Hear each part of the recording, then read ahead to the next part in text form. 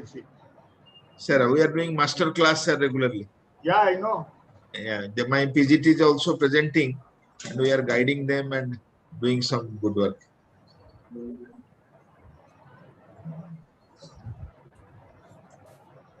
Sir, we are live on the YouTube. Huh? Nitin, can you unmute yourself? Nitin, can you hear us? Nitin? Nitin, can you hear us? Please unmute yourself. Yes, I can hear you. Yes. See, this is just a framework of today's thing, what we are going to do. Yeah. In the, I'm just sharing you the glimpses of it. So this is our first opening slide. Then this is the how the our introduction of ours. And sir, unfortunately, in Raigad and Ratnagiri district, there are a lot of floods, and there are a lot of devastation in this area.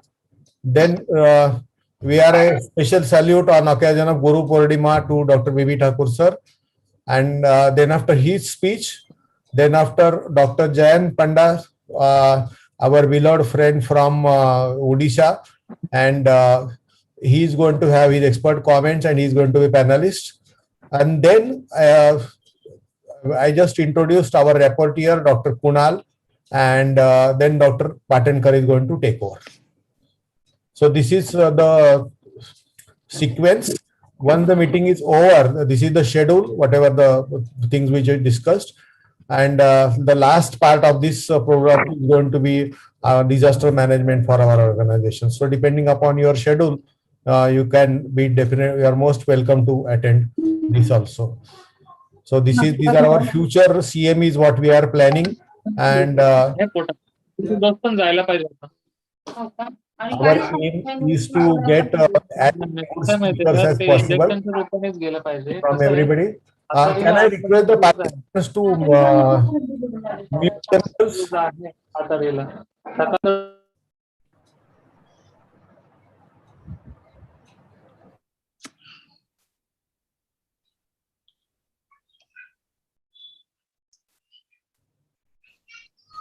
Okay, so this is what we are going to go.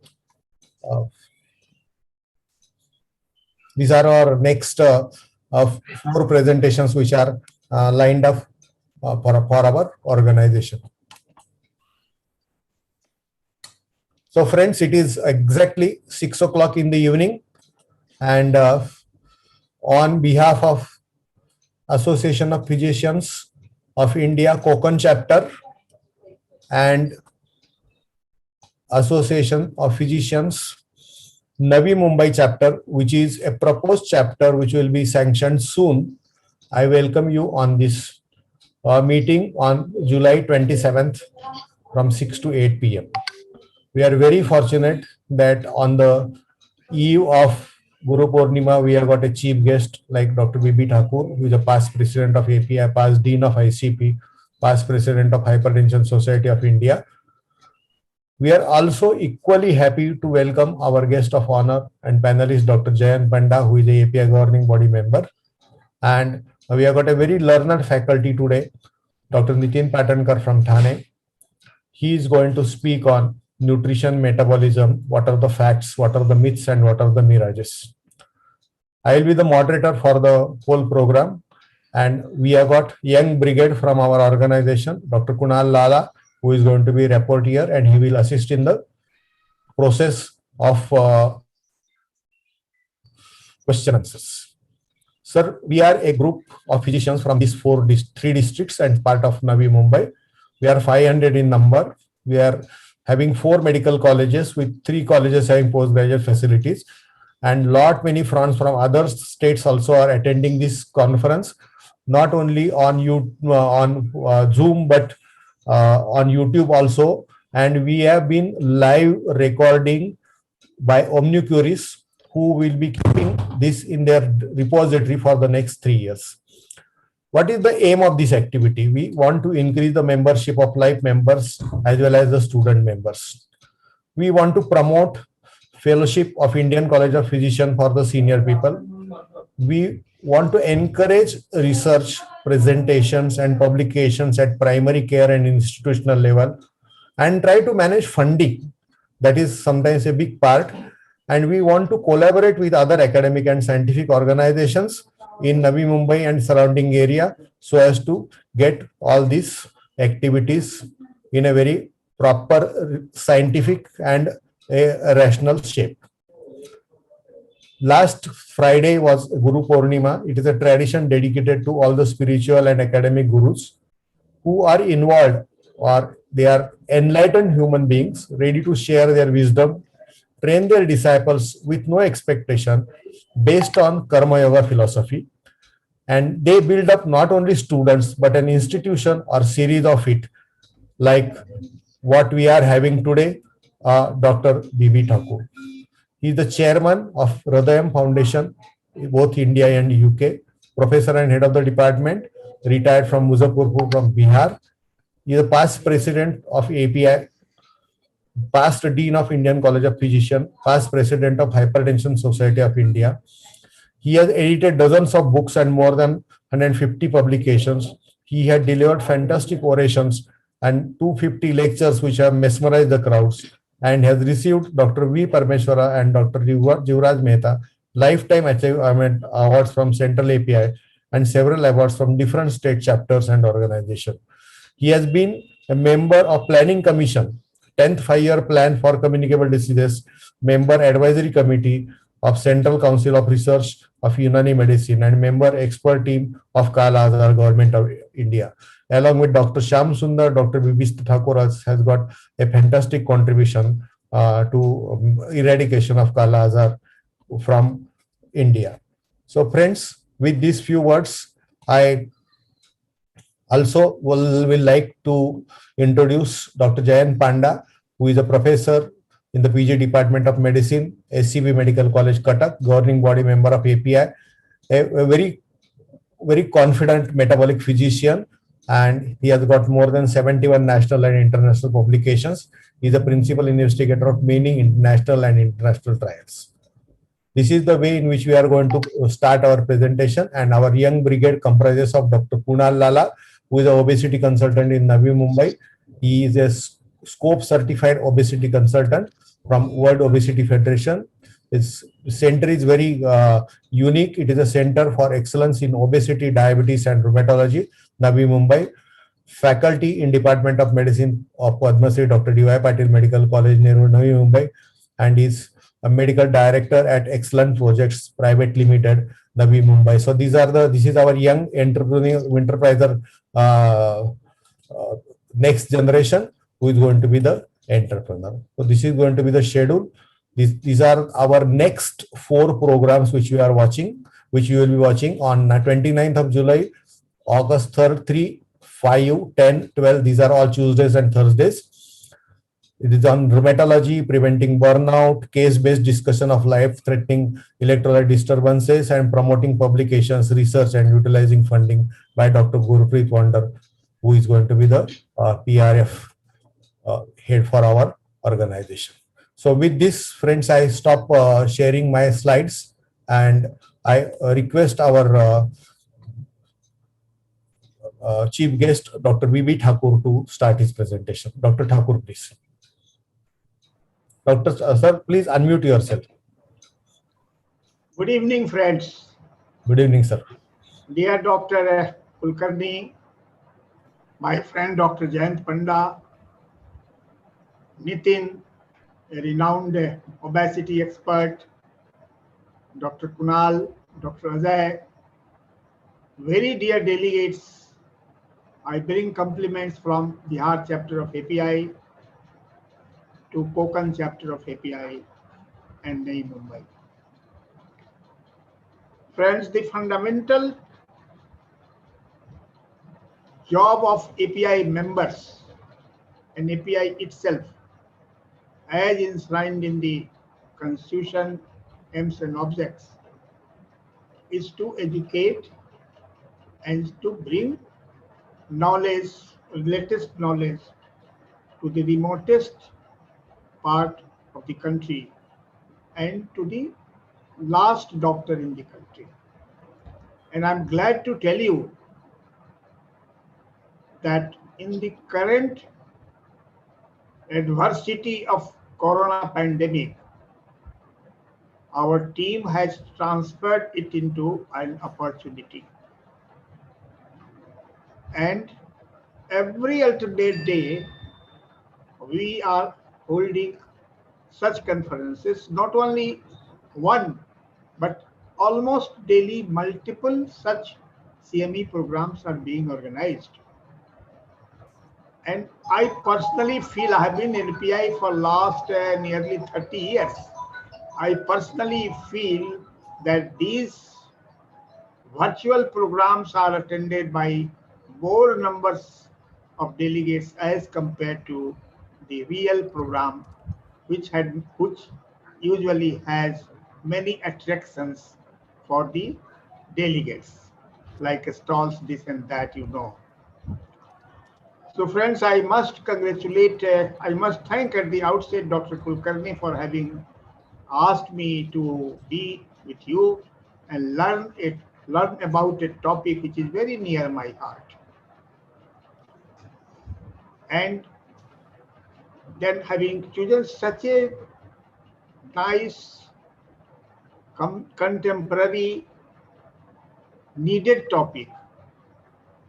Friends, as Dr. Kulkarni told you that we are running Hridayam Foundation, and that Hridayam Foundation is engaged in mostly prevention of lifestyle diseases and treatment of cardiac patients, all free of charge, especially for the poor. However, nobody is denied an access. Unfortunately, this pandemic has done a lot harm to this program. So friends, I am reminded of a statement of Bill Gates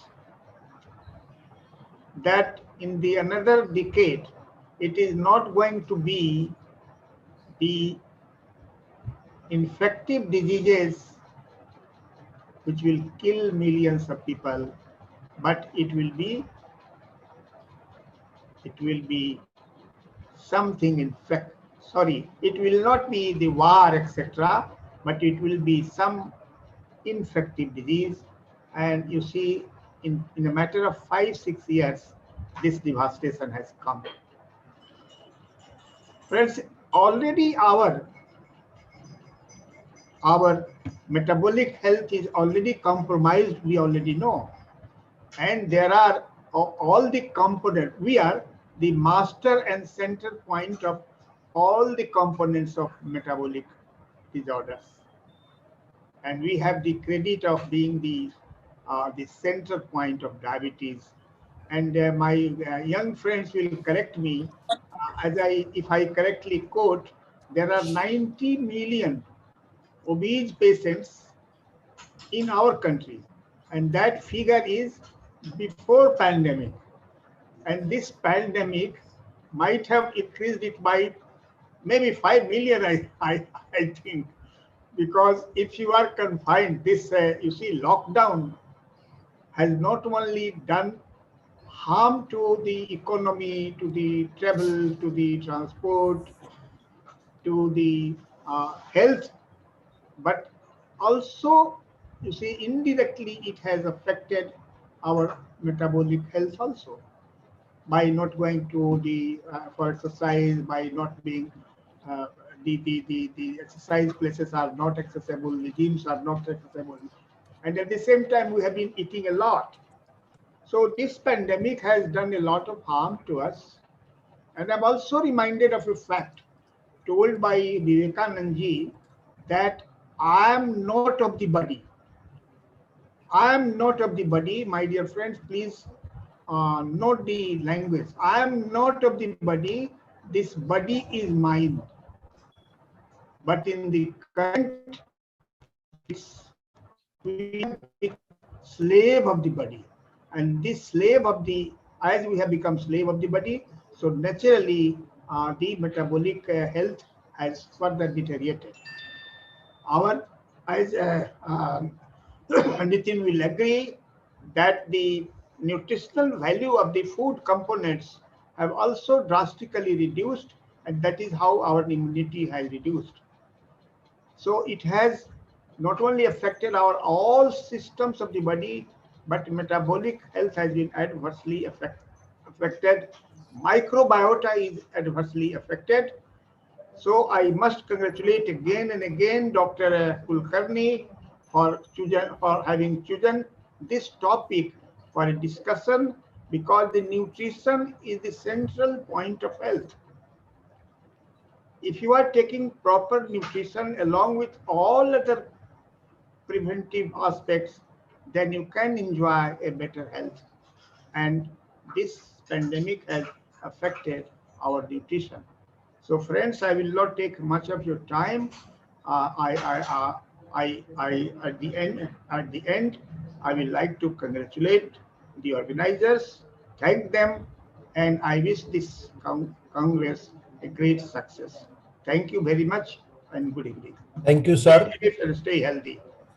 Thank you, sir, for your words of blessings. And so many of my colleagues who have organized Goa APICon, they recollect you and your friendship and your warmth right from Patna when we were there for the previous APICon.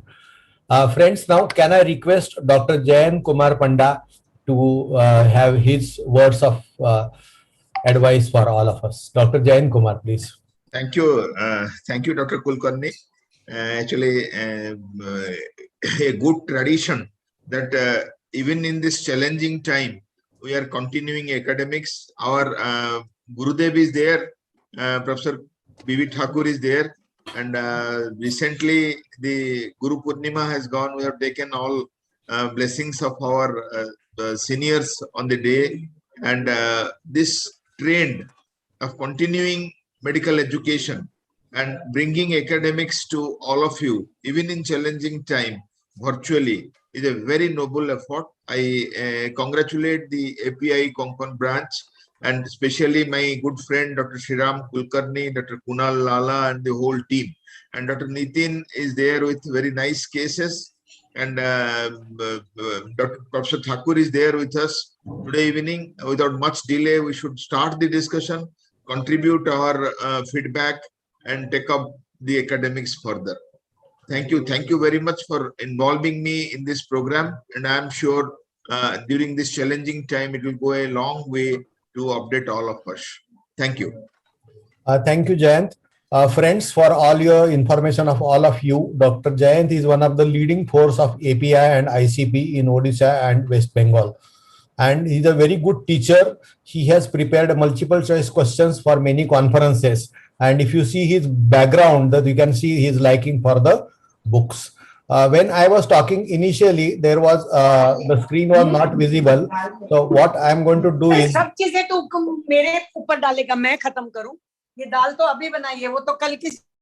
somebody's mic is open. So please mute yourself. I just give you a brief review of today's program. So friends, today we had Dr. B.B. Thakur as our chief guest, a real Rushitulya personality with so many activities, right from Kala Azar to the Planning Commission, 150 publications. It's absolutely mind-boggling, sir. Many of the people who are in the audience, their biological age is less than your academic age. So you are so senior and so experienced. As far as my friend Jayant is concerned, he is a governing body member of API and member of Advisory Council of Governor of ACP of India. He has more than 71 national international publications, and he is the principal investigator of international and national trials. And we have got the young brigade from our organization who is going to be reporter, Dr. Kunal Lala. So friends, I stop my screen sharing here. I will request our speaker today, Dr. Nitin Patankar, to start his presentation. And when we are talking to Nitin, one thing which I always remember him is he's a very a simple and humble person, but knowledge at its depth as far as nutrition, obesity, and clinical medicine is concerned. He is practicing in Thane and Mulund, and his presentation itself, his ideas are the testimony of his experience and his capacities. Nitin, we really remember you when you had come to us for the public awareness program. Sir, when we had a recent public awareness program in one of the state conferences, Nitin spoke so well that the hall packed auditorium was informed basics of the clinical nutrition. So over to you, Dr. Nitin, and we will be interacting it in a very active way so that whenever the questions come, our young friend is ready to ask you the question or raise a query or raise a hypothesis. Dr. Nitin Patankar, please. Nitin, please go ahead.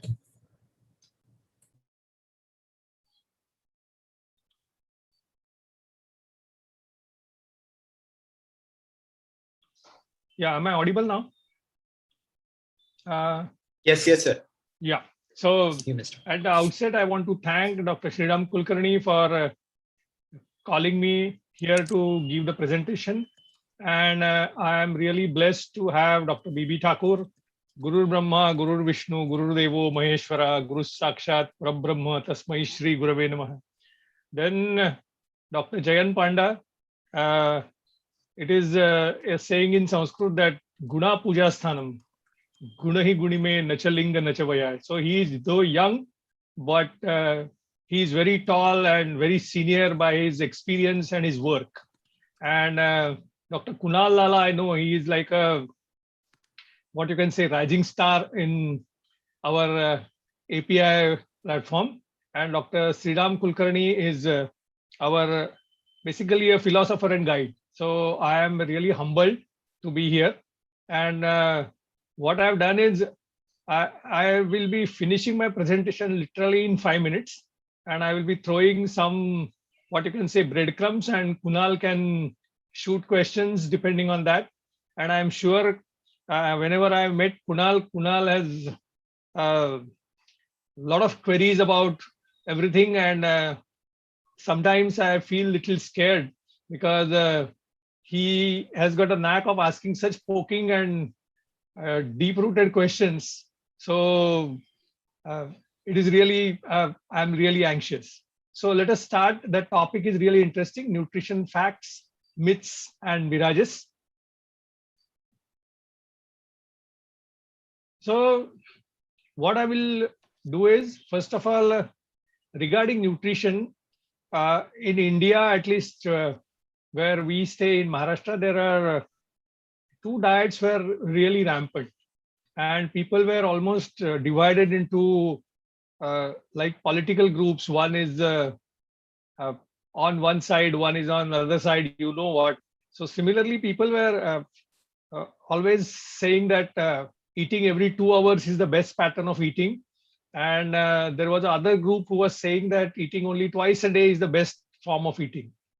And if you interact with both of these groups, everyone will say my insulin levels have come down, my diabetes is controlled, my weight has gone down, my metabolism has improved. And so it is always a patient has got this question that how eating twice a day and eating every 2 hours per day can have the same effects. So these doctors are, they really don't understand everything, because these two people who promote these diets, they may not be clinicians, but they have a tremendous amount of followers. So what we need to understand is insulin secreting patterns. And the first myth is that all diets will suit all the people. So it is basically a doctor's job to find out which insulin pattern can suit the person. And that's why the irony is that people who follow, say, 2 meals a day diet and doesn't get benefits, because they have not gone to any doctor and followed it, they picked it up from WhatsApp. they are ashamed to tell that I have followed this diet. So they will never tell that I didn't get benefits from this. Similarly, people who follow a eating every 2 hourly, if they don't get benefits, they don't come out and say. So only the positive things are projected, and that's why this cloud keeps on building. So what are the insulin secreting patterns and what we need to find out in this? So this is a first very crude presentation of insulin secreting pattern. One is the moment we start eating, there is a first phase of insulin secretion, which is a prepared insulin granules which are secreted, and then the incretins are even preparing it. Then there's a dip, and then depending on amount of calories we keep on consuming, amount of carbohydrates, proteins, fats, the nutritional composition, there's a second peak, and then everything comes back within, say, 3 to 4 hours, the insulin levels come back to normal. Then there is a pattern where the moment you start eating more, there will be more insulin secretion, and the insulin secretion will be much higher if you have much higher calories. So the insulin disposition or the food disposition, calorie disposition may be less, and that's why we have a high insulin levels for a shorter period of time, and this may extend to 5 to 6 hours. So this is another pattern.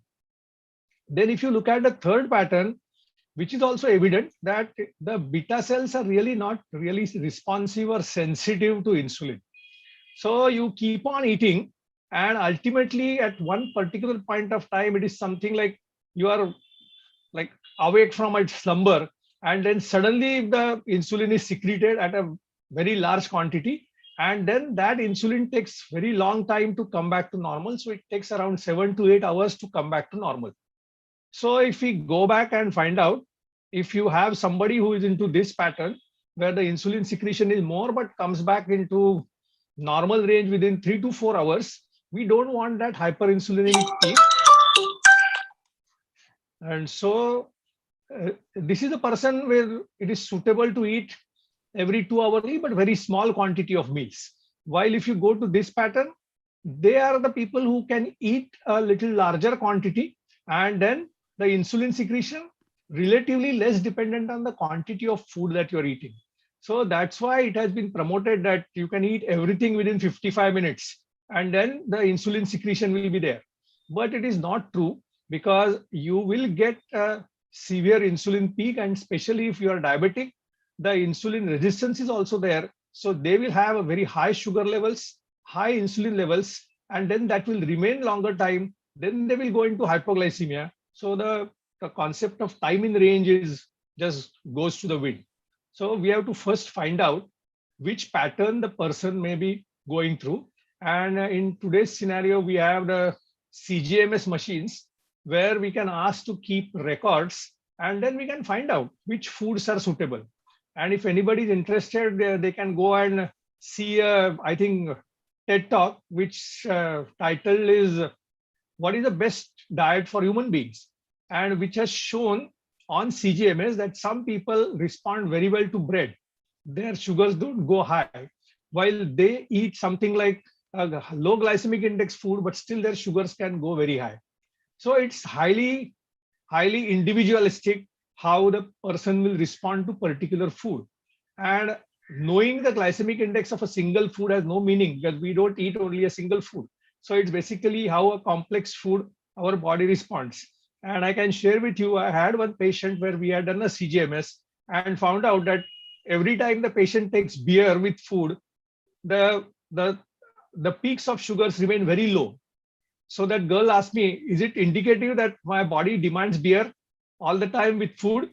So I said that no, that is not the case. We have to find out an alternative, because taking a beer to lower the glycemic index of food and controlling your sugars under control is not the right answer. So this is about the insulin secretion patterns, and there are 5 different patterns. There are other patterns which are in between, and we have to either test by CGMS, or we have to imagine what must be happening with the patient, comparing his diet, timings, and the drugs that we give, and then can zero in. And that's why a clinician who is treating the patient on a long-term basis with good follow-ups can really plan a diet really very well. Then there's a big question of inflammation. And in diabetes, I think, I don't say neglect it, but the inflammation is also a major factor in hyperglycemia or even weight loss.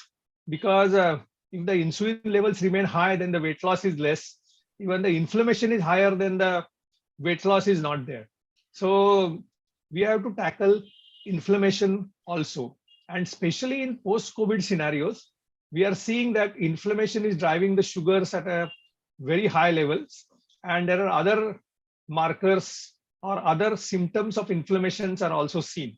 So first is insulin secretion pattern, that is to be taken into account. Second is inflammation, that is to be taken into account. So I can say that when we are planning any nutrition, there are some people who will say what I should eat. Some people will say when I should eat. And some people will say that how frequently I should be eating. So these are the questions to be answered apart from the calories, proteins, carbohydrates, and fats that we need to understand.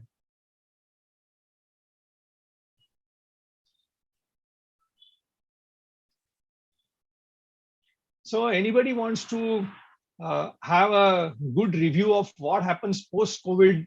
We are seeing post-COVID weight gain, post-COVID diabetes, post-COVID arthritis, post-COVID bleeding tendencies. So this is an article written by an Indian and all Indians. And this is what I'm finding the biggest problem with post-COVID scenario is fatigue. Decline in quantity of muscular strength, and what typically finding is there is something called as a dynapenia. Though in DEXA scans, they don't show any muscle mass loss, but the power is lost and they feel extremely lethargic. Secondly, they get joint pains. We get cough, dyspnea, which is persistent. Then the major problem is anxiety, depression, sleep disturbance, PTSD, cognitive disturbances, and tension headaches. So again, sir will agree with me that in Gita, there is a saying that mana eva manushyanam karanam bandhamokshayo. So once the COVID is over, how we have coped with COVID and how we have taken it to your mind.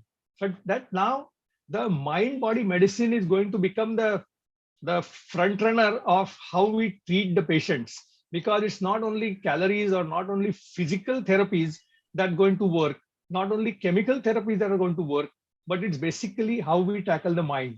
And in my original own practice, I find that yoga and the basically sound and yoga can work really very well.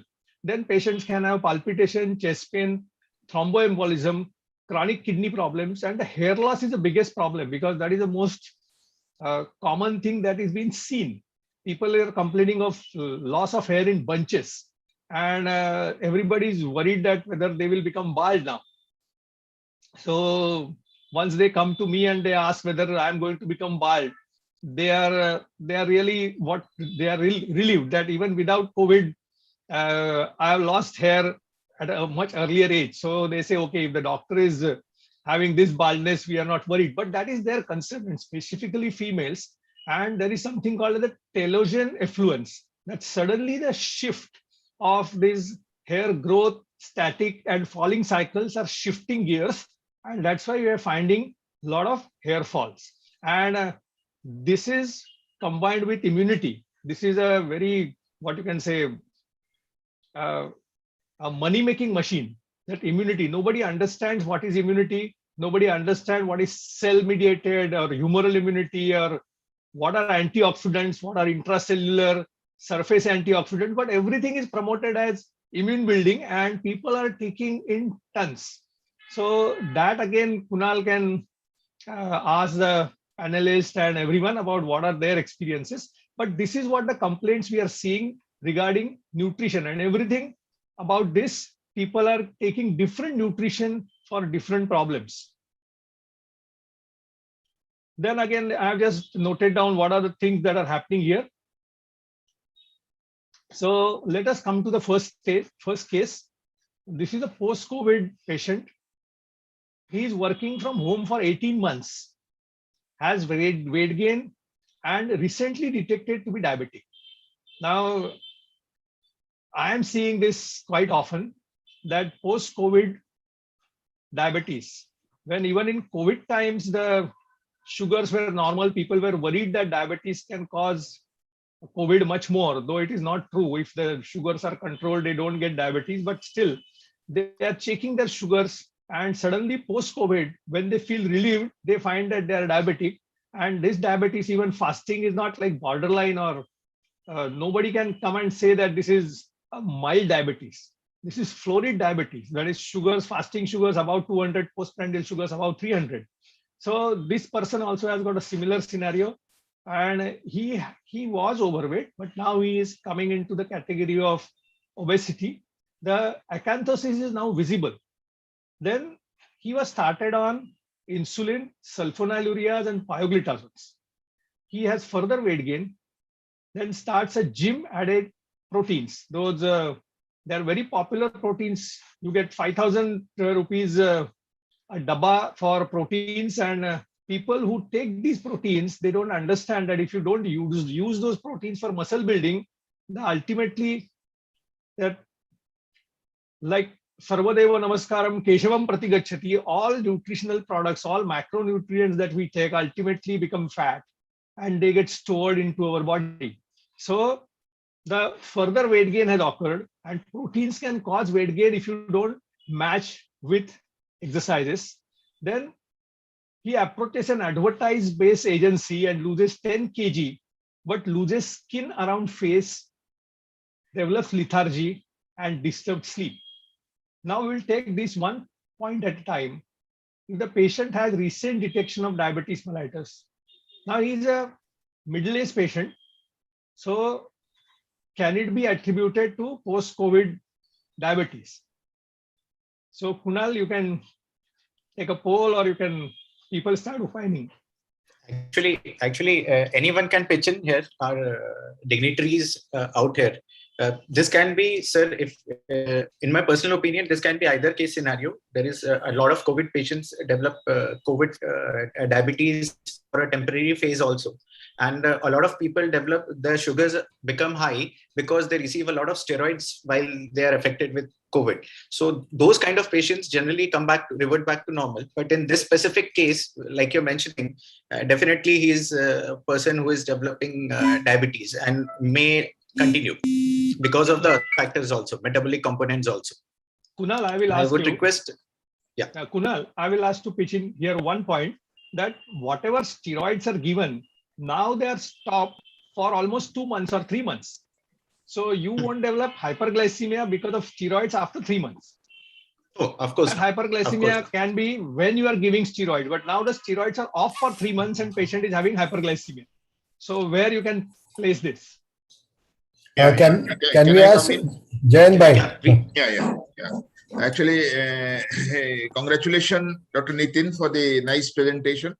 And you have given the basics of insulin and also put a very classical case. After pandemic, the various experiences that we are having from this disease, one of the very important exposure is the post-COVID diabetes. We have a standard guideline to approach hyperglycemia during and after COVID. And we have series of patients. At my center, we have 600 bedded COVID hospital at SCB. And in my center, we have taken almost 1,200 patients who have developed hyperglycemia first time, during and after COVID. And the most important cause, of course, what Dr. Lala told is steroid, stress, and other factors related to lifestyle in the patients who are admitted. But also there is evidence of ileitis and pancreatitis in the patients by the virus, which can cause hyperglycemia. We have followed up this patient, and what Dr. Nitin pointed out, long COVID can cause diabetes even months after post-COVID. Maybe immediately after patient was normoglycemic, but later, maybe because of the continued pathology or the issues which are not sorted out, the problem they continue, and we have detected patients even 6 to 12 weeks after COVID who have developed hyperglycemia, and they have developed classical type 2 diabetes, and also in patients who have become normoglycemic immediately post-COVID during the first wave. Many of them are coming with features of hyperglycemia during and after the second wave. So everything is not known about this type of diabetes. When they are developing hyperglycemia, what is the exact mechanism? It's a ILITs or it's a steroid-induced hyperglycemia. It's a weight-related or insulin resistance-related hyperglycemia, and how much the pancreatic beta cell dysfunction and how much the insulin resistance contribute to this hyperglycemia is not totally worked out. Our paper is on. We are working on this project. And one thing I'll tell in this very nice case presented, it's almost 1.5 years, not months, 1.5 years working from home. So there is definite change in the lifestyle. So anybody who is working from home almost 1.5 years, who gained weight and also had many things related to lifestyle, related to COVID, all of them, they contribute. And here, starting from the mental stress to the weight gain, to the infection and the other drugs, all of they corroborate. And acanthosis typically denotes a feature of insulin resistance. You know, acanthosis nigricans is classically denotes insulin resistance, and because of the weight gain, because of the obesity, we have found this. And patient on sulfonylurea, on insulin, on pioglitazone, and pioglitazone, you know, causes water retention and can still contribute to the weight gain. So also insulin and sulfonylurea. All three drugs the patient is taking, insulin, sulfonylurea, and pioglitazone, have the propensity to cause weight gain. And patient has already weight gain, and patient is already obese with clinical markers of insulin resistance. So patient has started exercising, taken the protein-rich diet, and has somehow succeeded to lose some weight. And but with this loss, his general muscle wasting has also been affected, maybe because he has lost it in a very short interval. It's not that in the right proportion he has lost. He has lost very fast, being very enthusiastic about the weight reduction. So he has lost the muscle mass, the lean body mass, which has led to the lethargy and losing of the skin around face, wrinkles, even in a younger age group. And patient has many problems related to disturbed sleep. So these are all metabolic issues associated. We have to see for the lipids, we have to see for the BMI, to see for the uric acid, see for the hypertension, see for metabolic syndrome and other associated features. And here something contributed related to weight gain, something contributed related to drugs leading to the metabolic derangement are classically presented. And this is a prototype case of during this pandemic, and all of us examine many such patients every day in our clinic. Nitin, very nicely presented and very well explained by Dr. Panda. It is a, you see, monthly factorial, as Dr. Panda has very nicely elucidated. But one point I would like to know from you, whether there is any family history related to diabetes or no. Yeah. That is an important aspect, and stress is very closely associated with occurrence of diabetes, in addition to that obesity and diet and this and that. And when you are locked down, you see, I have been in lockdown for last 1.5 years. Believe me, I have not gone out of my gate for more than once. Once I went only a few days ago only. So the dietary pattern also changes. So the dietary pattern, the stress, the stress of body,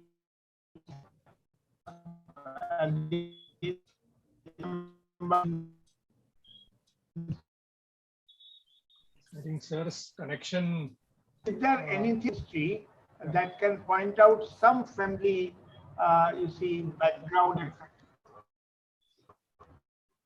I think Shriram, I can take over from here. Sir's audio connection, I am not able to hear Whether properly. there is any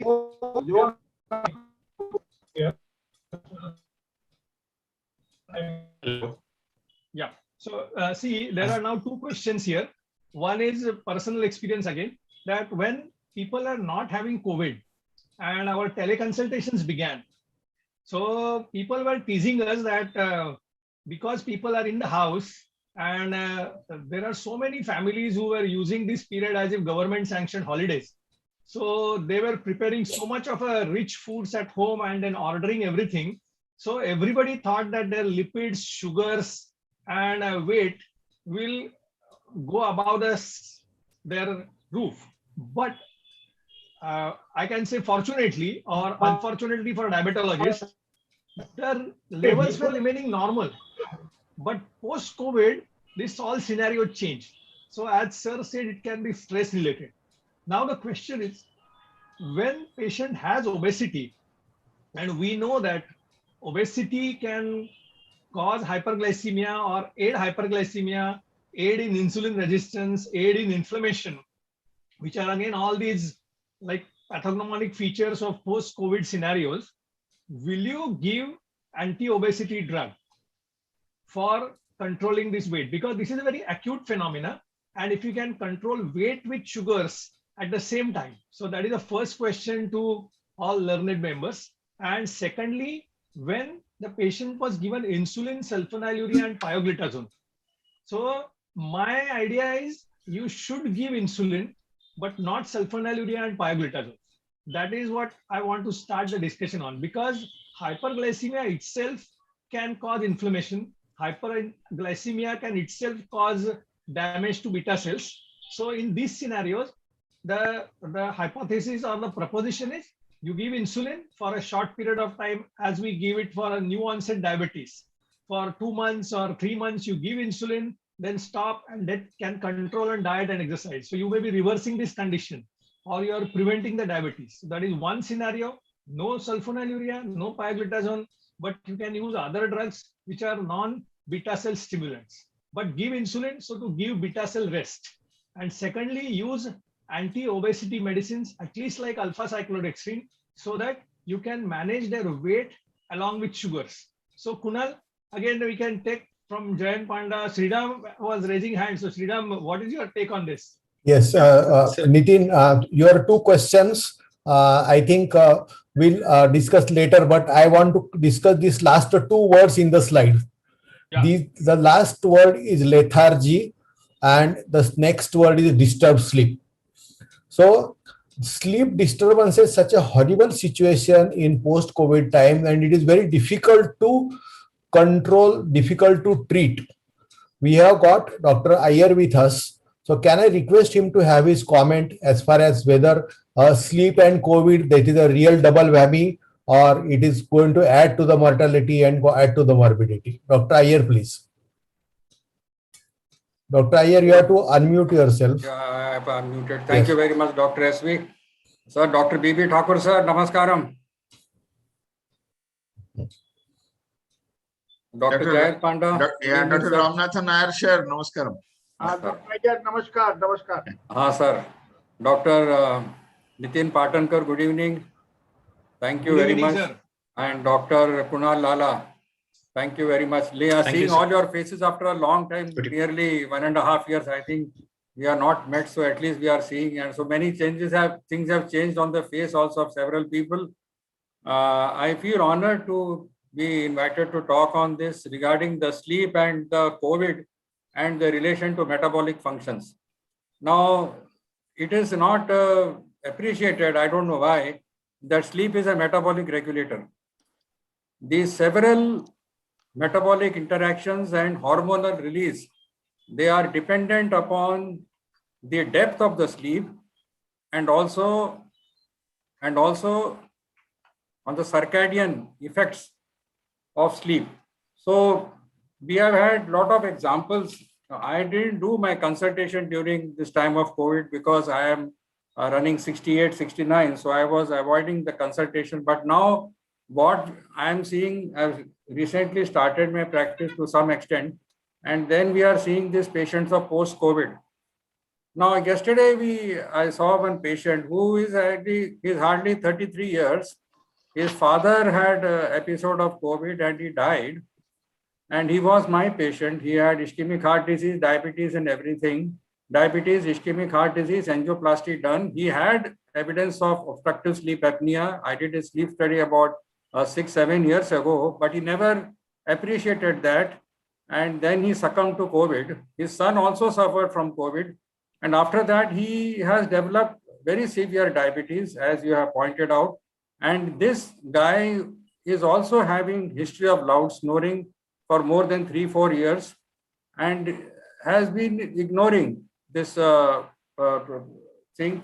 And then we find now in clinical practice that in modern lifestyle, there is a lot of sleep deprivation, which is causing insulin resistance. Now, this should be appreciated. People are working late night and because of the COVID or because of working from home or whatever it is, there is a lot of work pressure, because if you don't work, you may lose the job. And there is a lot of effect upon the industry that you can lose the job anytime. So people are working for late nights, but basically, if you sleep normally, we lose 50 calories per hour. In a normal sleep, we lose 50 calories per hour. And this is happening with all people, including young children, and the child which are born, they have increased amount of sleep in the childhood, which decreases as age advances. And that is because of the growth hormone release. And this growth hormone is responsible for the growth of the child. So when you restrict your sleep, then this growth hormone is also get affected.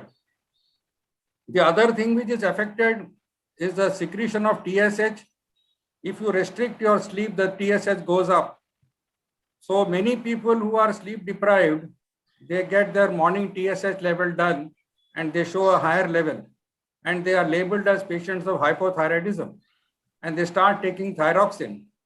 But actually, if you take a normal sleep and you repeat the test, which I have done in some patients, it comes out to be normal. Now, why this is important? Because if you give thyroxine to a normal person, it can lead to palpitations. It can lead to several effects on the body system, which you know. Now, it is now established that those who have sleep restriction, sleep deprivation, and obstructive sleep apnea, either of them or in combination. Because in obstructive sleep apnea also there is sleep deprivation because of the quality of the sleep.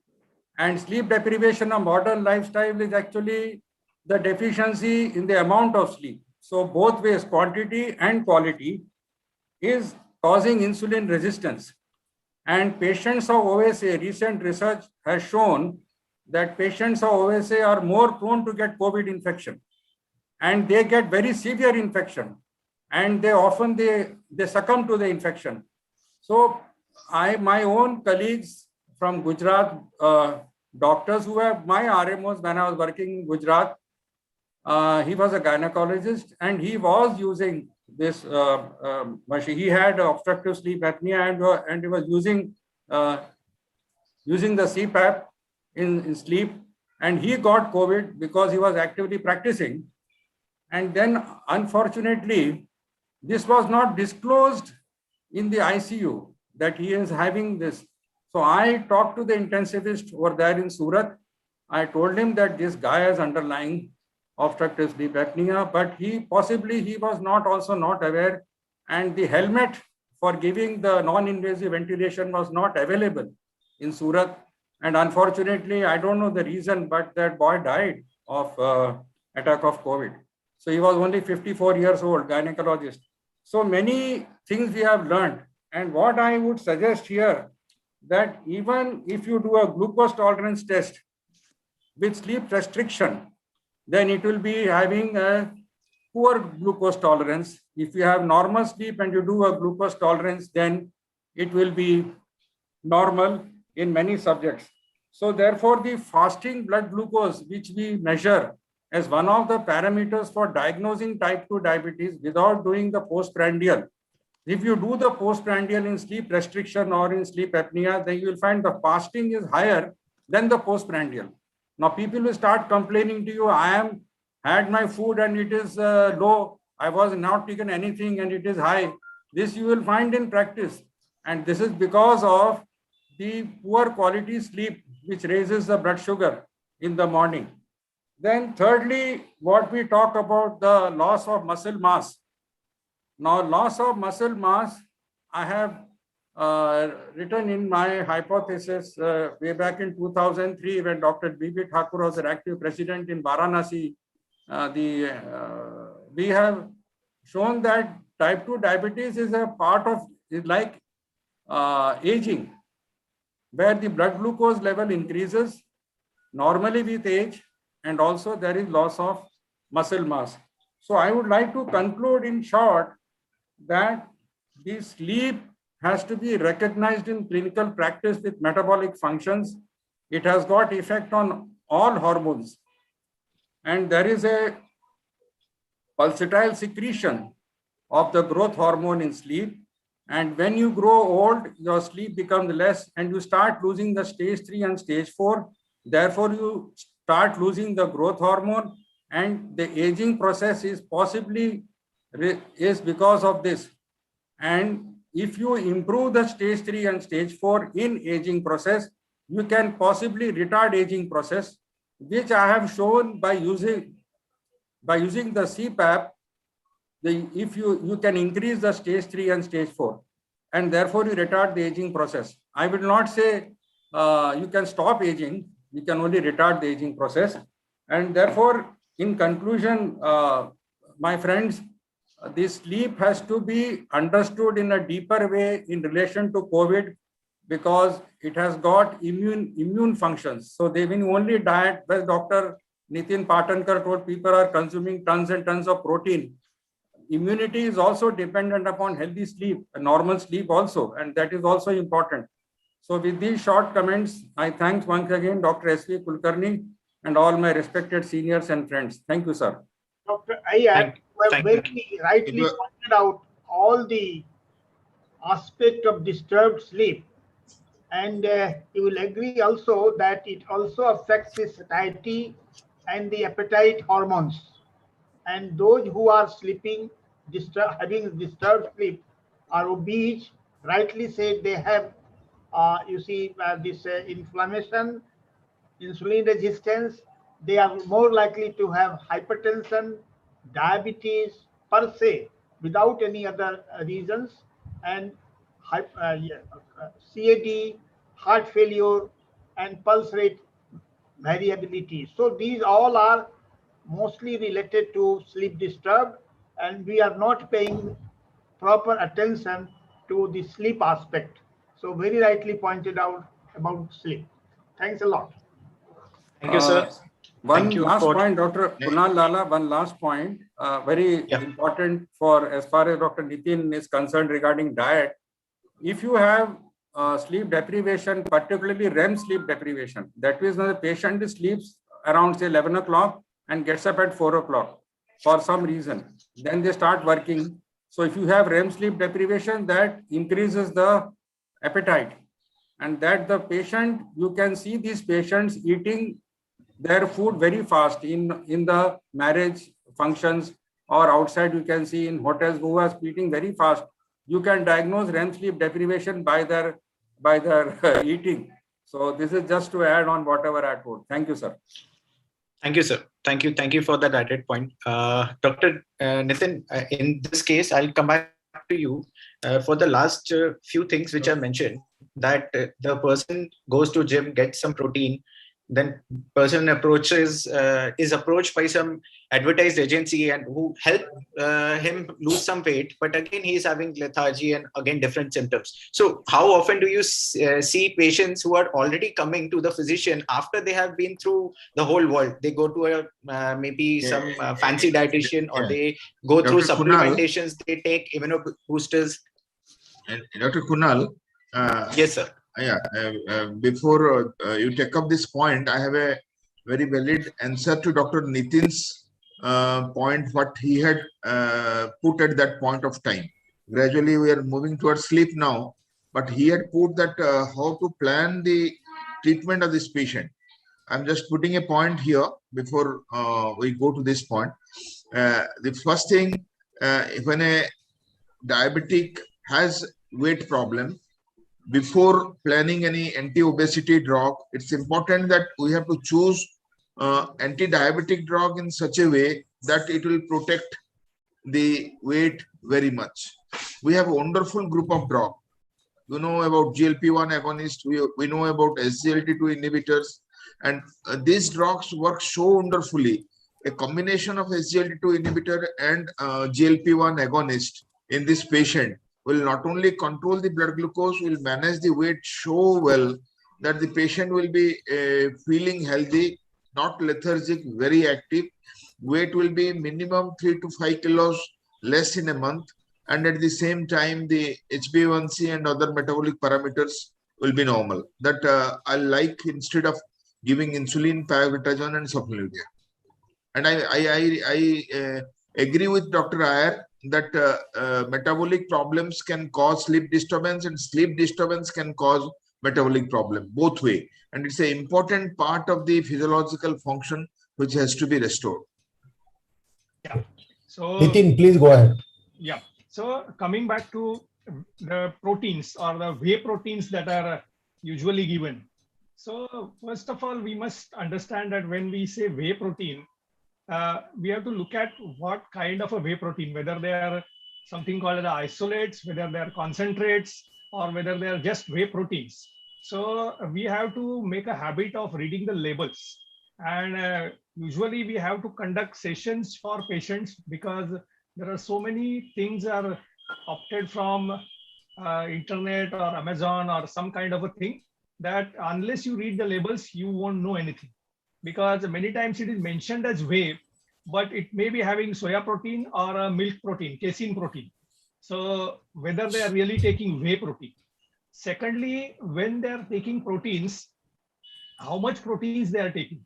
Because it is not required, you are not necessarily like breaking down proteins by your exercises. And basically in post-COVID scenarios or in diabetic patients, 1 gram per kilogram body weight protein is more than sufficient. And that is usually available in our natural food. And you may require maybe 1 scoop a day of whey protein, which gives around 26 grams of proteins. So taking something more than that, 3 times more than that, will always cause increase in fat, and there is more load on kidneys. Secondly, how they lose 10 kg weight, because they are given a high protein and 0 carbohydrate diet.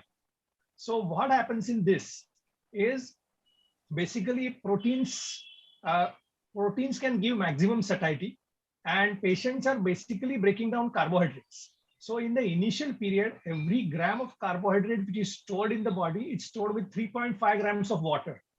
So even the respiratory quotient is never measured, and patient loses carbohydrates with water and some amount of fat. So that can cause a sustained or a substantial weight loss in the initial period of time, but that is never sustained and which can come back later. Then the third thing, how they lose skin on the face, because it is always seen that the muscles which are under the fat pocket, the innervation for that muscle and fat is same.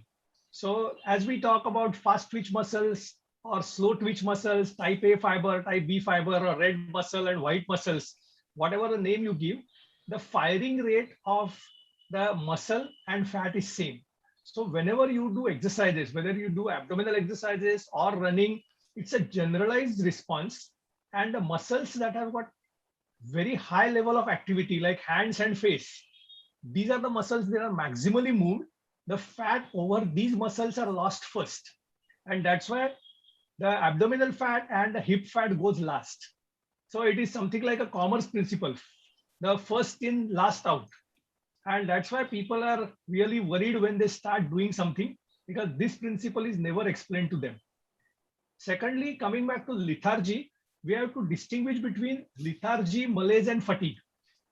Because fatigue is something when you do exercises and you feel tired or your muscles go into fatigue. When you have malaise, it is like residential or throughout the day, the inflammation will cause a slow or small aches in the body and some heat in the body. And lethargy is basically mental.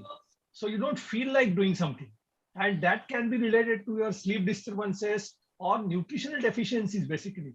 You have nutritional deficiencies, you can get lethargy. So these are the things have to be explained to the patient. And when patient comes with these complaints, usually we have to ask them to lessen their exercises and relax.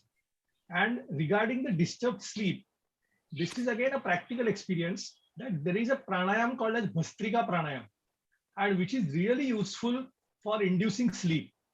So I advise it to all my patients who complain of sleep disturbances, teach them Bhastrika properly, and then go ahead with that.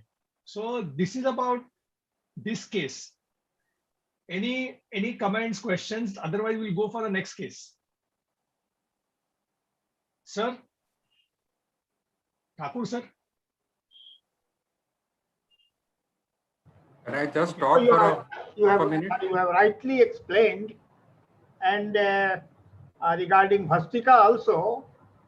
But if you are not getting proper sleep, then there is another way in yoga only, that you start reverse counting within your mind, not say 1, 2, 3, not like that.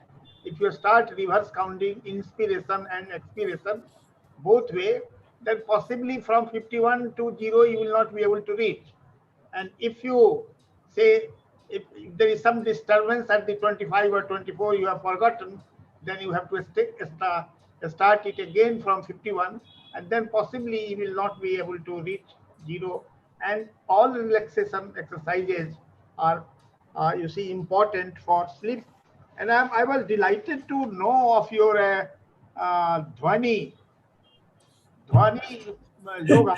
I just wanted to know what is that yoga, because I am also advising my patients to go for not only yoga but also for spirituality, because spirituality is does wonder actually. Say prayer, say chanting, etc., etc. And you see, total change in personality in post-COVID era is very important. You have to spend time with your patient and make him understand everything. And you see, from walking to diet to yoga to pranayam to dhyan to you see to meditation, etc., etc. These all prayer, chanting, puja. These all are helpful in post-COVID scenario. That is what I have found. With permission of Shriram, I can explain in very short what is Dhwani Yoga. So basically, our body is divided into 7 sections or 7 chakras. And for every chakra, there is a different sound frequency. Because now we know that every sensation is based on frequency. And there is something called as a binaural beats. So for every chakra, so if I have got some problems with Manipur chakra and I can ascertain the frequency, then I can use these binaural beats created by sound frequency with pranayam, and the patient's mental status can change and patient can go to dhyan and dharana very fast. So it is like a fast food of it. But given chance, I will like to explain it, or if Shriram gives me a chance, I can take a session on Dhwani Yoga. We'll go to next case. So this is again a doctor, post-COVID. He had stayed in ICU for 2 weeks. He has extreme weight loss. And there are multiple weight complaints. There is vitamin D, vitamin B12 deficiency. He was taking advertised combination of immune stimulants, which are OTC prescribed. So no doctor is prescribing it. But patient has now raised creatinine, OTPT, and low albumin. So this is the case. Now, looking at first extreme weight loss. Now, we are seeing post-COVID patients who are going into a serious case also. Their weight loss is not same. So some people, I think it is something related to, again, the multi-system involvement which occurs. And if there's a multi-system involvement, means there is a severe inflammation and they lose weight, lot of weight. And this weight loss is something called as a pan-nutrient weight loss. That is, they lose fat, they lose glycogen from muscle and liver, and they lose a lot of muscle also. So that is something called as a dynapenia, that they lose a lot of power from muscle. So this is a 3-compartment weight loss. And these are the people who get this kind of a weight loss. Their catch-up growth rate, anytime you lose weight, gaining weight becomes little faster. You start proper nutrition and you overshoot. But these are the people who usually don't gain weight because there is a pan-compartment weight loss. And that's why I think when I was discussing this case with Dr. Shriram, he was saying whether in these people, cyproheptadine kind of things can work. So that is again open thing. But and secondly, these people have got a retained loss of taste and smell. So I will tell you what I do. But then these have got multiple weight complaints. Now, what are weight complaints? Basically, it is something saying idiopathic. Idiopathic, there is a joke that when doctor says that patients have got something like a idiopathic, that means we don't understand. The joke goes something like this: the patient is pathetic and the doctor is idiot. So that is called the idiopathic. So jokes apart, but usually patients wants a diagnosis, and when even the diagnosis cannot be reached, we call it weight complaints because they are not into fitting into one system per se, and we cannot attribute to a syndrome or a system, and that's why we have weight complaints. Now the first thing we have to determine whether they are psychosomatic complaints or they have got real somatic components to these complaints. And here we have seen that vitamin D and vitamin B12 deficiency is present. Now, what are the causes of this? The patients not going out may not be the cause, but we have a nutritional deficiency of these things. Then this advertised combination of immune stimulants. Now, starting from haldi, adrak, ginger, pudina, then you name the herb, and people are taking 3-4 kinds of different kadas. Isme black pepper is included, asafoetida is included, dalchini, tamalpatri, whatever it is there, it is included in the OTC product along with kiwi fruit, along with various kinds of papaya juice, aloe vera juice. So in my experience, they don't work because what happens with COVID, even when look at these things as not only anti-inflammatory or immune boosters, even when look at it as a antioxidants, the antioxidant value of these is only surface antioxidants. That is like vitamin C and vitamin E. But what happens at nuclear level? So we don't have an intracellular antioxidant, which is like glutathione, which is required by these patients. And once they start taking coenzyme 10 and glutathione, which are really important intracellular or perinuclear antioxidants where the actual oxidant damage is occurring, then these patients can recover fast, or then they can get rid of their weight loss. And these are the things when they start taking all these prescriptions and they got this extreme muscle mass loss, fat loss. This fat is not lost, means it is not converted to carbon dioxide and water. It is mobilized, comes to liver, and that's why you get raised OTPT. The function of the liver is hampered, so you get low albumin, and at the same time there is a lot of solute load on kidneys, and you start getting raised creatinine. So in these patients, we have to minimize their diet, basically use of MCT oil, intracellular antioxidants, and then we need something like a counseling or something called as a motivational counseling. So there I will tell you what I do. I give them specific smells and specific tastes because it is something like relearning of these tests. We learn these tests in childhood. So it is relearning of all these sensations, specifically sense of smell and taste. They go hand in hand, and then the patient's appetite can improve.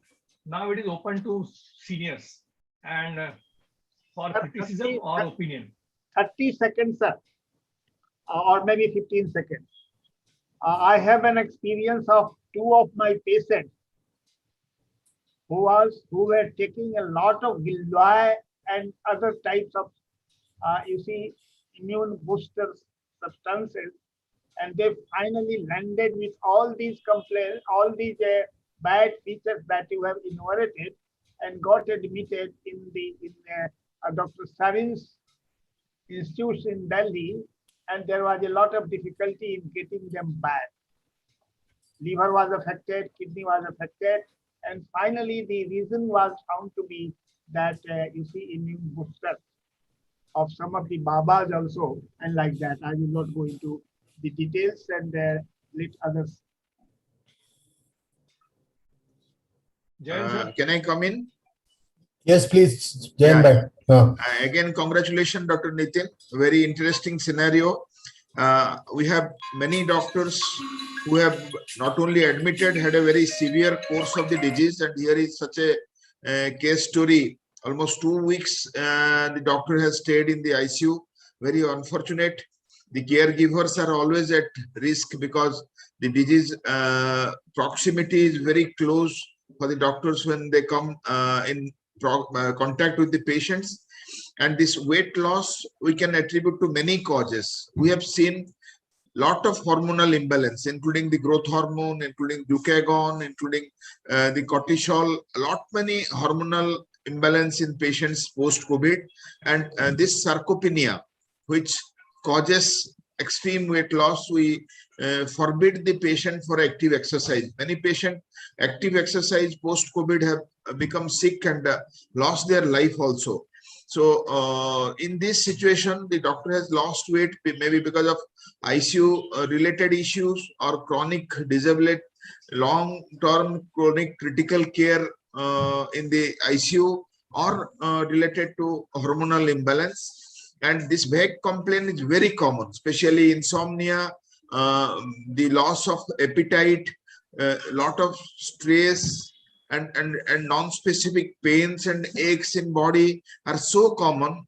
Almost everybody post-COVID we get this. And with hope, people take different vitamins and also immune stimulants, OTC. I don't think they contribute a lot. So here the evidence of raised blood urea nitrogen, creatinine, OTPT, and low albumin, as you have already mentioned, shows a multi-organ affection. There is hepatopathy, there is renal involvement in the form of maybe AKI, and the patient continues with multiple disability. Here, what I'll tell, because patient had a severe COVID and was in ICU for as long as 2 weeks, there is chances of very long COVID, and at times this is beyond 3 months they require follow-up. So we should have a detailed follow-up of this patient, including the liver function, kidney function, thyroid function, the glycemic criteria, the lean body mass, and then all other assessment related to the post-COVID issues. And because the doctor deserves the best treatment, only after that we can plan. And giving protein only will not help us much, but working the problem out regarding the post-COVID support, may it be related to coagulopathy, related to hepatic dysfunction. Many patients who have seen raised OTPT, many patients who have seen raised BUN and creatinine, and this has become almost a part, like lymphocyte NLR or neutrophilic lymphocytic ratio, like the platelet reduction in the platelet count. Many investigation parameters are associated with post-COVID syndrome, and here is a severe post-COVID syndrome, and a long COVID is expected in the doctor.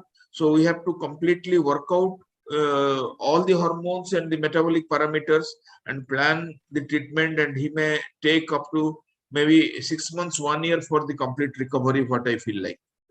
So I will again chip in here.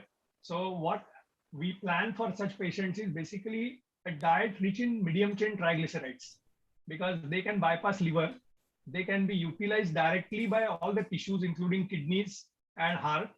Then intracellular antioxidants, as I mentioned, total passive exercises, because they need exercises, but they are passive exercises, and 0.6 gram per kilogram body weight of proteins. So to maintain their protein mass without causing any load on their kidneys.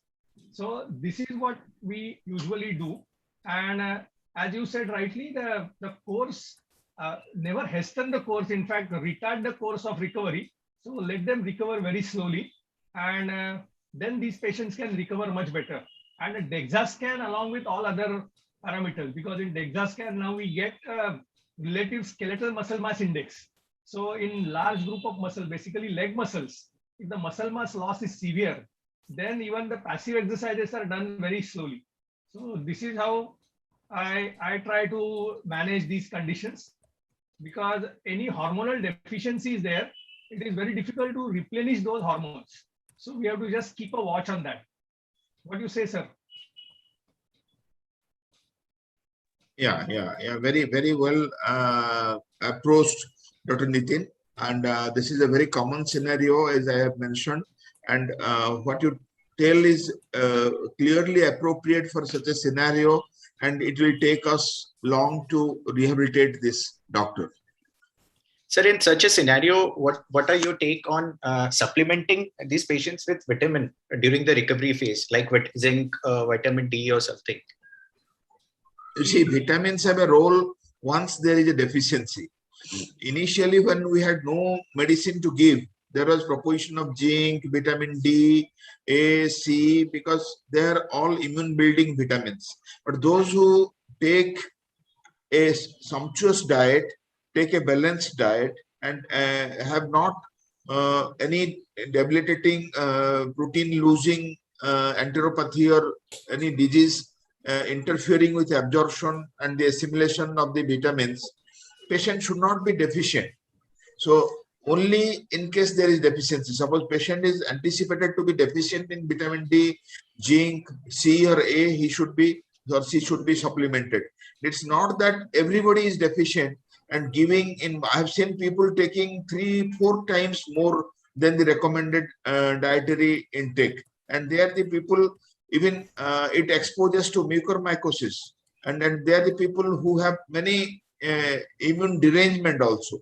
So definitely vitamin have a role in patients who are deficient in it, but we have to ensure that there is a clear indication in them. Kunal, I will interject here that again we have to revisit our nutrition textbook and find out what are the signs, deficiency signs of vitamins. So usually we have gone into a mode where the companies have fed us with all multivitamins. So it is not the question of multivitamin. Giving all vitamins into small dosages doesn't work. If there is a deficiency sign of any particular vitamin, then you have to replenish in full dose. And once it is replenished, go back to your diet, because daily requirements are different and treating dosages are different. But for which we must keep a table in front of us that what are the signs and symptoms of various vitamin deficiencies. So that is required. And Dr. Jayant said that the zinc is now out of that prescription because it can lead to mucormycosis. And another observation about mucormycosis is after people who are recovering from COVID or they have recovered completely, once they start something doing gardening or they come in contact with the soil, this mucor is basically present in this humus, or it is like fungus that grows in soil. So if they come in contact with these, then there are chances of catching mucormycosis is higher. So again, coming back to daily requirements and deficiency signs. So we must revisit that omitted chapter from our medicine book. Sir, agreed. But in a scenario such as you have presented, a patient who has been in ICU for 2 weeks, even a normal healthy person, there is a lot of cachexia going on when you're sick, especially a patient in ICU. So shouldn't we consider, instead of going for so many tests whether to find out whether there is a deficiency or not, shouldn't we consider that a certain amount of supplementation is required routinely for such patient who has undergone such a long duration in ICU? See, I will tell you that the moment you start eating normal vegetables, you get enough vitamins and minerals. I won't say same thing about fruits, because 30 years back, whatever vitamin C content was in fruits is not present now. But vegetables are still same. So the biodilution has not affected vegetables. So the person starts eating vegetables. For cachexia, basically you have to look at the macronutrients. So whether you are giving enough fats, carbohydrates, and vitamins.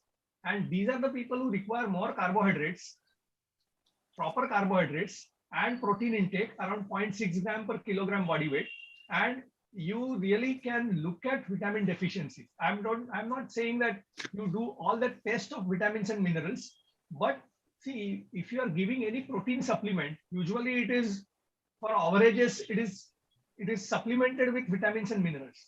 So personally, I feel that if you take enough vegetable intake, your vitamins and mineral content is like replenished. So you focus on macronutrients, and unless the deficiency signs are there, don't go for supplementing each and every vitamin or providing multivitamin which contains 56 vitamins and minerals together has got no effect, because the biological value or the absorption may not be sufficient when you are combining all these things in micro units. So I think these two cases were very interesting cases, and there was very live discussion. Here again, I would like to thank Dr. Shriram, Dr. Jayant, Kunal, you for interjecting at proper time. And I again remember a Sanskrit saying that it says that Jivve pramanam janihi bhashane bhojane picha atirukti atirbhukti sadhya pranapaharini. Means it is a advice given to the tongue that while speaking and eating, be moderate, because any excess in speaking or any excess in eating will ultimately lead to a threat to your life. So I will stop here and hand it over to you. Thank you so much. Kunal, please take care of the questions. Yes, sir. Questions. Dr. Kunal, Yes, sir. can you give me 1 minute just for the comment, please? Yes. Yes, sir. The only thing is that there is a basic mantra in the science of sleep medicine that if any disease, it may be anything, hypertension, diabetes, COVID, whatever it is, if they don't improve, you must consider underlying sleep disorder. This is a basic mantra. And the second is that the patients which Dr. Nitin Patankar has actually presented, they are very interesting. And I would like to make a humble plea to him that we must evaluate their sleep by proper history of 25 questions which we ask, and proper evaluation has to be done. Please don't do a home sleep study in these patients. They are not properly done and they give all wrong reports. Please accept it. Then thirdly, when we talk of a family history of diabetes, Dr.B.B.Thakur sir, I have taken family history of snoring in families of sleep apnea, and it has run in families. The father suffers, daughter suffers, mother suffers, and everybody in the family have history of snoring, and this should be accounted in clinical medicine. And lastly, the persons going to the gym. So Dr. Nitin, persons going to gym, those who have sleep restriction, deprivation or OSA, they have hypoxic myocardium. And we have had several instances where the patient has actually collapsed in gym while doing the gym in the morning. So please keep this in mind. And lastly, regarding the oxidative stress in the system because of various diseases, including sleep, there is a lot of literature that if you give antioxidants, it will work. But in practice, I discussed with Dr. B. Mohan also, in practice, in clinical medicine, if you give antioxidants, they have not shown to reduce the oxidative stress. Thank you very much, sir. Thank you, sir. Thank you so much for the input. I'll just quickly go through the questions which have been asked to the guests. Yeah. Kunal, 1 minute. Yes, we welcome Dr. Nivedita Maulik Madam also, HOD of D.Y. Patil Medical College. And there I can see many people who are from different part of the country. I'm really happy with that. And the message has reached to the right people, and they are really going to be benefited. Kunal, please take all the questions so that everybody of us should be, the questions should be answered. And Madam, would you like to say something? Dr. Maulik? No, I think Dr. Patankar has done a wonderful job of explaining why each person responds very differently. And I think the way he started it off, I took 2-hour diet and I didn't benefit, versus somebody who's going into those 12-hourly diets, I think he's made that very, very clear. I think we look at the questions. I'm also interested in looking at the questions that are coming up in the chat box. Thanks, Yeah. sir. Thanks for the nice session. And going on. it is not only physicians. We have got my friend Dr. Nilkant Dr. Phadke, who is also from. talking a lot on sleep. Yeah. It is a part of the holistic approach to a patient. Yes. So I think, as you said, sleep is equally important. Yeah. We have got friends from rest of Raigad also, Dr. Nilkant Phadke, who is a gynecologist practicing in Karjat for now last 37 years, and a very, very honest and sincere gynecologist. He has got a multiple clinical inputs for all my patients. So Nilkant, you also are invited to have your opinions. You can unmute yourself. At the end, you can have your opinion. So Kunal, now please take all the questions. Thank you, sir. So a couple of questions from Dr. Prahlad, that many patients post-COVID suffer from sarcopenia, and exercise is contraindicated for 3 months after COVID. So should we just add protein? Will that help in increasing muscle mass? And the second question from him is, does adding 1 teaspoon of desi ghee every morning help in post-COVID weakness? Okay. So yeah, Jayant, go ahead. Jayant, please unmute yourself. Jayant, yeah. Lot of misbeliefs are continuing around, and when almost all the drugs are off level and repurposed, you don't have a solid answer for anything. Here I will tell one thing: anybody who had a moderate to severe disease should not take up very severe exercise post-COVID, because we don't know about the state of the coronaries, state of the different endothelium of the body, of the vital organs.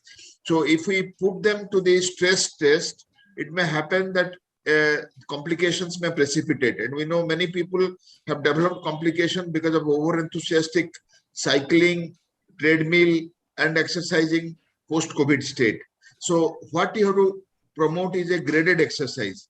The best thing is yoga and pranayam, and the Indian system of exercising, which doesn't cause you burn more calories and at the same time doesn't increase your heart rate more than 25% of the basal rate.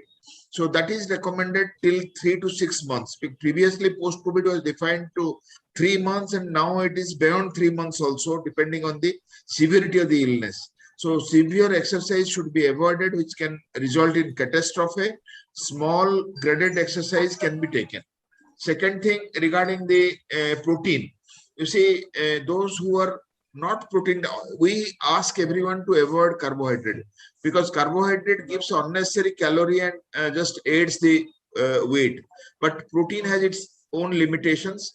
You have to excrete protein, and if we calculate the calorie from carbohydrate, fat, and protein, the least amount of protein least amount of calorie that we take is from protein. That's 15%, 25% from the fat, and almost 60% from the carbohydrate.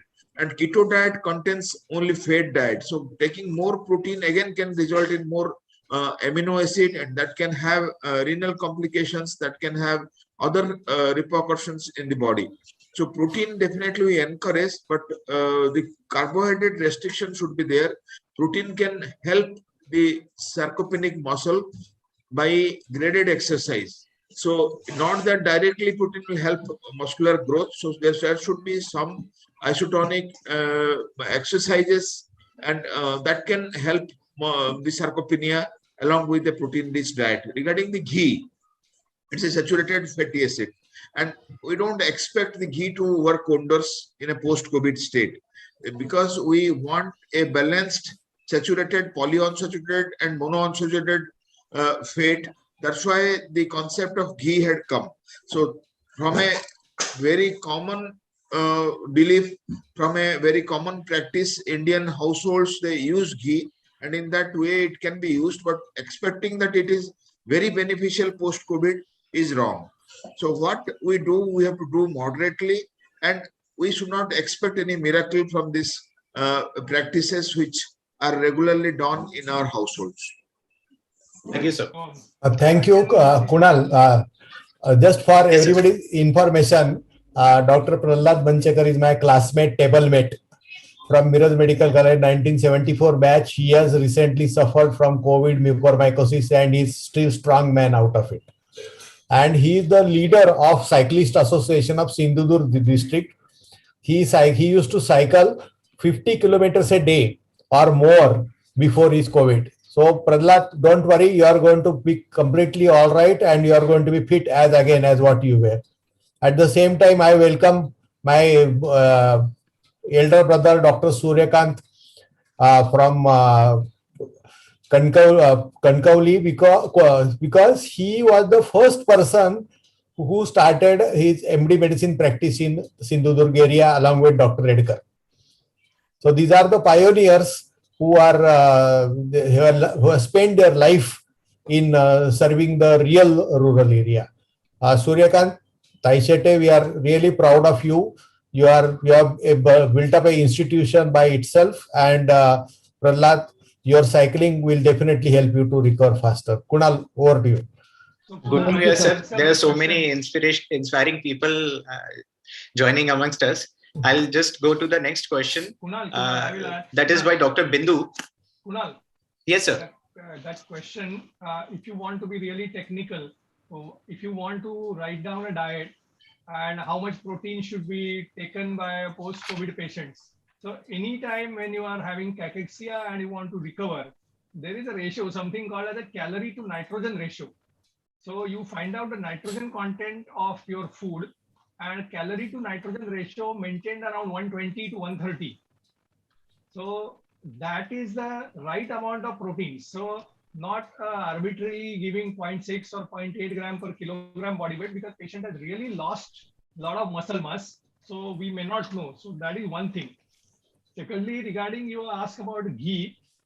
So even I will suggest that ghee contains medium chain triglycerides. That is the main use.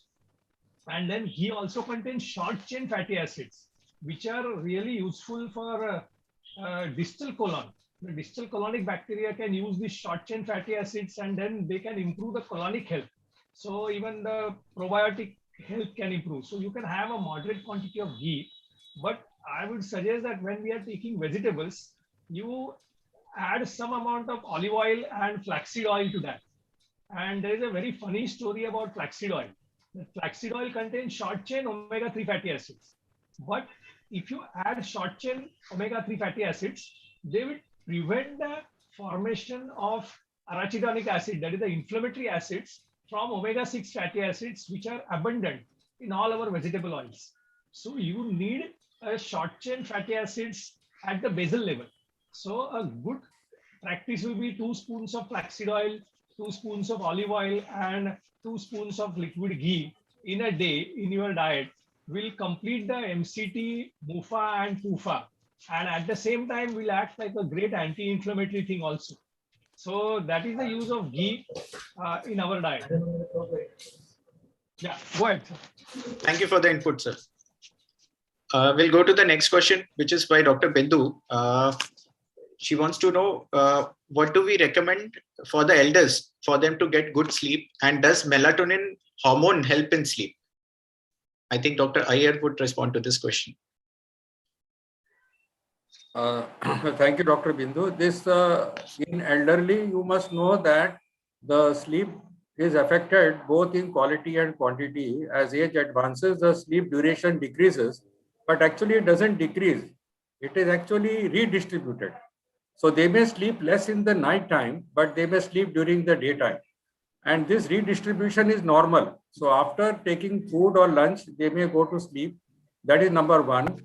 Then if they want to have a better sleep in the night, then usage of taking milk 1 cup might increase the consumption of tryptophan, which is an amino acid, and which is known to reduce the onset of the sleep time. That is number one. Number two, many people have had their individual experiences that if I chant some mantra or something, they may get sleep. Then music available, there is several musics are there. That is the Nidra music. So that you can use for initiating sleep. As far as melatonin is concerned, melatonin, although it is a natural hormone from the pineal gland, and it helps in the onset of sleep. That also reduces with age because of the depletion of the hormone with aging process. And it is a powerful antioxidant. And many elderly are also taking beta blockers, and beta blockers are known to deplete the melatonin. So this is also one interaction which we are now gradually learning. But giving melatonin doesn't help. Doesn't help because the sleep onset is not only dependent on melatonin, it is the dark room which we want to improve the melatonin. It is the dark room. So if you to shut off all your computers and mobiles and stop looking at the WhatsApp in the night and go to sleep early, then when you create a dark room, then whatever melatonin is available will help you to get sleep. Even after that, if you are not able to improve your sleep, then you may take a low dose of hypnotic for a short time. Hypnotics are to be tried for short time, not for long time, not more than 4 weeks. Then, even then, people will, I am unable to sleep well. This is the complaint of old people having sleep disordered breathing. Now, sleep disordered breathing doesn't mean sleep apnea. It is snoring also, upper airway resistance syndrome. I'll be posting a short article on UAR, upper airway resistance syndrome, which is common in elderly also, which causes sleep disturbances, very shortly in the net. So that also is there. So we must recognize whether this is that, and therefore a polysomnography in elderly will definitely come to the conclusion whether you need what sort of therapy you need to improve your sleep. But in general, the sleep is less in elderly people and it gets redistributed. That is more important. Thank you. Thank you, sir. The next question would be, is Dhwani Yoga same as meditation? Are there specific advantages of pranayam, bhastrika other than breathing exercises? And bhastrika should be done at what time?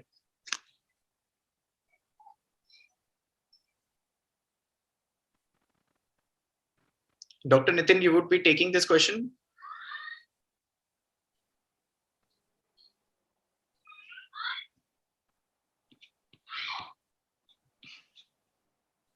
I think Dr. Nitin is in mute mode. He's gone somewhere. He's come back. Yeah, I didn't. I had a phone call. What, Kunal? Can I hear the question again? Yeah. I'll tell you the question once again. Is Dhwani Yoga same as meditation? And are there any specific advantages of bhastrika, pranayam over other breathing exercises? And it should be done at what time? Yeah. So basically, Dhwani Yoga is the sound frequencies can help in focusing. Sound frequencies, there are 8 parts of pranayam, 8 parts of yoga, out of which that pratyahar, dharana and dhyan, you can go to these stages very easily when you are hearing a specific frequency. So that is called as Dhwani Yoga. Now for bhastrika pranayam, basically it's a sudden changes in pH that can happen. And bhastrika pranayam is basically used for diseases which are related to upper abdomen. And you want to visualize about that or dharana about that. And bhastrika can be done anytime, but usually the pranayams are done in a sequence. So only bhastrika may not be useful, but specifically bhastrika is useful for inducing sleep. Similarly, Kapalbhati is inducing good for focus. So there are various ways the pranayams are described. So how they can be done, what are the frequencies? These are all the things which are taught in Dhwani Yoga. And whatever dharana is called as is meditation, mindfulness, or whatever name you give. Ultimately, it is expanding the pranayam or expanding the prana shakti and holding it. So that is various names are given to it. So in yogic name is dharana and dhyan. Yeah. Thank you, sir. So I'll move on to the next question by Dr. Bindu. What is the natural form of glutathione? And by Dr. Suruchi, what are the role of omega-3 and omega-6 fatty acids? I think this is pertaining to COVID, post-COVID scenarios, I guess. So first of all, glutathione is abundant in natural foods. The only thing, the concentration of them, the peak of the glutathione cannot occur at a particular time. And that's why the entry into the cell is less. So glutathione, this is basically a combination of 3 amino acids. If taken in a lipophilized form, then only it is absorbed, or otherwise it has to be given intravenously. But even today we are having these lipophilized glutathione, and they are very useful as intracellular antioxidants. So post-COVID scenarios, when patients are complaining of basically fatigue, lethargy, malaise, and sarcopenia, or muscle mass loss, for these patients, it is very useful. The second question is about omega-3 and omega-6 fatty acids. Now, omega-6 fatty acids are basically, these two acids are in proper proportion form the cell wall. So if they are in the proportion of 1:4, whenever the RBCs or any flow of blood brushes through the endothelium is always shed off. And a combination of omega-3 to omega-6, if they are in the right proportions, then the combo can be washed off very easily. If there is a lot of omega-6 and very less of omega-3, then the molecules become quite large, and then the chances that they are entering into the subendothelial space are high. So that is a sign of inflammation. Omega-6 is related to inflammation. And let us understand that inflammation is a basically very useful process. Inflammation limits the injury, to restrict the injury. So every time there are small injuries are happening, we need omega-6 fatty acids. So it is not that ideal scenario where we don't have any inflammation in the body. Too much inflammation is a problem now. So that's why the role of omega-3 and omega-6 fatty acids are important. Omega-3, again, there are short chain and long chain. In long chain omega-3 fatty acids, they are called as EPA and DHA. So they are involved not only in endothelial formation, but even the brain, as we know, that is 60 to 70% is fat. So the brain development and brain pathways, basically neuronal pathways are built with the help of omega-3 and omega-6 fatty acids. Basically that omega-3, EPA and DHA. So these are the importance of omega-3 and omega-6 fatty acids. Thank you, sir. I have a question for Dr. SVK, sir. Nowadays we are having so stressful life. Everybody's doing work from home and everybody's behind mobile and laptop, and there is a lot of increase in binge eating. Maybe people are not even sleeping properly. And since sir is so much into technology, so where are we heading, sir? Is technology actually affecting us very poorly, and what measures should we take to prevent us from a health hazard? Yes, Kunal, you have raised a very pertinent question. Technology is our slave. You don't allow the technology to become your master. In every smartphone, there is an app called as a digital well-being app. So your screen time should be not more than 7 hours a day. And no, it is not going to be a flood, or it is not going to be, मतलब दुनिया डूबने वाली नहीं है अगर आपने आपका mobile phone बंद करके रखा तो. I am going to predict 2 major diseases which nobody has thought because of overuse of technology. One is everybody of us is going to get that text neck. We are going to have a horrible cervical spondylosis. And second, we are all going to go deaf. Because you take 2 days volume of your TV, if you are listening the news at 15 volume, after 1 month you are listening at them at 18, and then after at 20. So you have to restrict use of technology, and you have to use the technology in a positive, a proper and productive way. Let us not just time pass bol ke karne ka, that is not the right way of doing the things. And you are absolutely right. Dr. Iyer always says that smartphone exposure, that blue light exposure, is one of the biggest cause of insomnia and all the metabolic disorders. Nitin? Yeah. And another thing I will add to this is, so we have lost something like using our own senses for taking in the surroundings. We all depend so much on electronics to give us inputs. So I advise all my patients that you feel, you smell, whenever you are eating, I call it art of chewing. So when you cook the food, don't cook it with too much spices. So the original taste of original food should be revealed or should be enhanced by your cooking. It should not be killed by your cooking, and ultimately you are eating only masalas.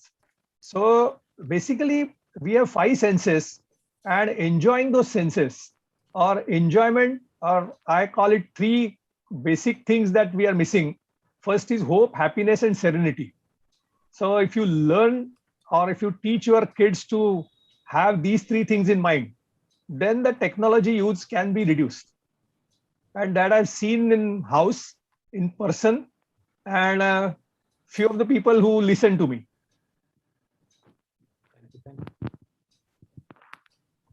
Yes, Kunal. Most of our questions in this segment in the comment section are answered. So, sir, I would like you to take over. Yes, thank you, Kunal, for all this, the way in which you conducted the whole session in a very, very smart way. I'm just checking whether Dr. Kirti Samudra has joined or not, because she was one person who has suffered in the last floods. And there are a lot of our friends who have suffering from Mahad and other places. I just take you back to my presentation and remind you for future programs. So these are our future programs. The dates are not been decided, but 29th is 100% confirmed. It is on rheumatology, introduction to spondyloarthropathies by Dr. Ghanshyam Pankti from New Delhi, Lady Hardinge Medical College. Gulab Dairy. Yeah. Hi. Gulab Dairy ko Gulshan Dairy. Hello.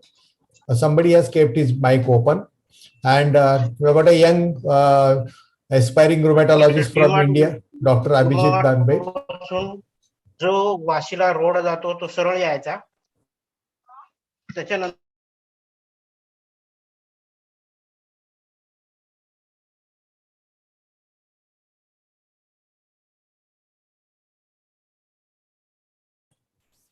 Okay. So please keep yourself available on this particular time. Dr. Abhijit Danve is from Connecticut, USA, attached to Yale Medical University and the Healthcare Center. Very important topic for all our female physicians, preventing burnout and promoting wellness in women physician by Dr. Divya Saxena. Then we are going to have case-based discussion on life-threatening electrolyte disturbances or similar with Dr. Rajshekhar, and he is going to introduce with us a very new game called as a Kahoot, in which you will be sharing our points also. And one of the very dynamic past presidents of API, Dr. Gurpreet Wonder, he's from Ludhiana and many publications at his credit. He's again going to talk to us on promoting publications, research, and utilizing funding. He's a very nice speaker, so please don't miss his presentation. He has got so many points of credit with him. So this is what I wanted to communicate in this CME, and I'm really grateful to all of you for being here for almost 2 hours, and thanks to Omnicuris team for being with us and recording the things. All our proceedings are going to be available in the Omnicuris repository in the next week. So I officially declare that this meeting is over. I am stopping the recording of our presentation, and then those who are from API Navi Mumbai can wait for their further deliberations. And my request is to tell all your good friends who have missed this. I'm going to send you the YouTube link and the practical points which Dr. Nitin and Dr. Iyer and Dr. B.B. Thakur, Jayant, Panda has given to us. They are absolutely invaluable. You could have to attend more than 4 hours CME to get all these points. So thank you one and all. Please be there for our next 5-6 CME.